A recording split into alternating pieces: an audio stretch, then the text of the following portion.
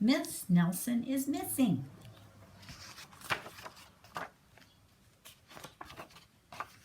The kids in room 207 were misbehaving again.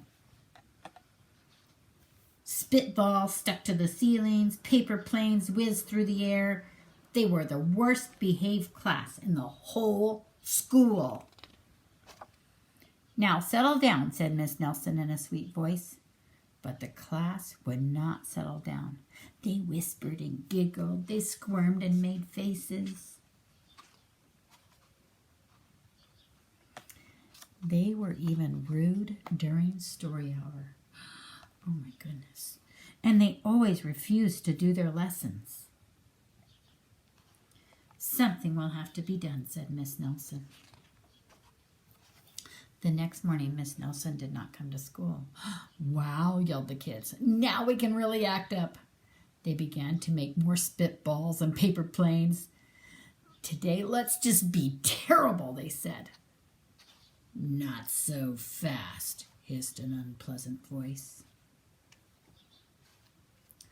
A woman in an ugly black dress stood before them.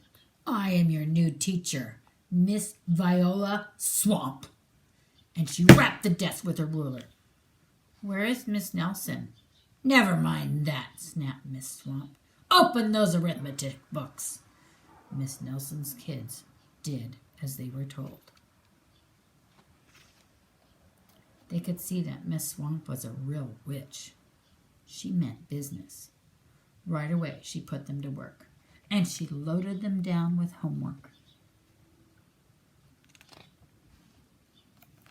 "We'll have no story hour today," said Miss Swamp. "Keep your mouth shut," said Miss Swamp. "Sit perfectly still," said Miss Swamp. "And if you misbehave, you'll be sorry," said Miss Swamp. The kids in room 207 had never worked so hard. Days went by, and there was no sign of Miss Nelson. The kids missed Miss Nelson. "Maybe we should try to find her," they said. Some of them went to the police. Detective McSmog was assigned to the case. He listened to their story. He scratched his chin. He said. "I think Miss Nelson is missing," Detective McSmog said. But he wasn't much help. Other kids went to Miss Nelson's house. The shades were tightly drawn, and no one answered the door. In fact, the only person they did see was the wicked Miss Viola Swamp coming up the street. "If she sees us, she'll give us more homework." They got away just in time. "Maybe something terrible happened to Miss Nelson. Maybe she was gobbled up by a shark," said one of the kids. But that didn't seem likely. "Maybe Miss Nelson went to Mars," said another kid. But they didn't think that was too likely either. "I know," exclaimed one know-it-all. "Maybe Miss Nelson's car was carried off by a swarm of angry butterflies." But that was least likely of all. The kids in room 207 became very discouraged. It seemed Miss Nelson was never coming back, and they would be stuck with Miss Viola Swamp forever. They heard footsteps down the hall. "Here comes the witch," they whispered. "Hello, children," someone said in a sweet voice. "It was Miss Nelson. Did you miss me?" she asked. "We certainly did," cried the kids. "Where were you?"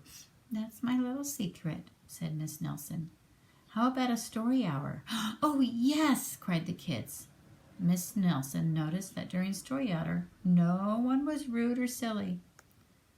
"What brought along this lovely change?" she asked. "That's our little secret," said the kids. Back home, Miss Nelson took off her coat and hung it up in the closet, right next to an ugly black dress. When it was time for bed, she sang a little song. "I'll never tell," she said to herself with a smile. P.S. Detective McSwamp is working on a new case. He is now looking for Miss Viola Swamp.